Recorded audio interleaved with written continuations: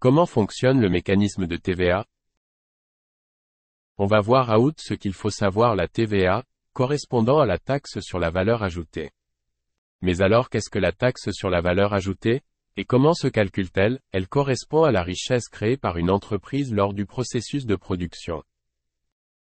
Son calcul est celui-ci. C'est tout simplement le prix de vente multiplié au nombre de produits vendus qui nous donne alors le chiffre d'affaires.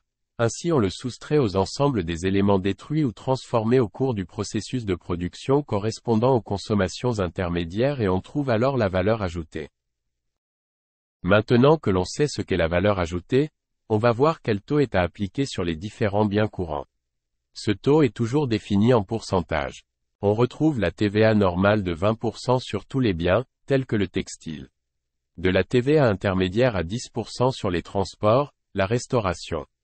Puis, de la TVA réduite à 5,5% pour les produits de première nécessité, comme l'alimentaire, le gaz, l'électricité. Et pour finir, la TVA particulière à 2,1% pour les médicaments remboursables par la sécurité sociale. La TVA pour les entreprises est différente, elle marche avec deux types de TVA, la TVA déductible et la TVA collectée. Comment ça marche la collecte et la déductibilité de la TVA? Lorsque le consommateur paye un bien ou un service à une entreprise, cette entreprise va collecter la TVA payée par le consommateur en plus du prix du bien. À l'inverse, lorsque l'entreprise va acheter ses marchandises au fournisseur, elle va déduire de la TVA. Par la suite, il faut savoir que la TVA revient à l'État.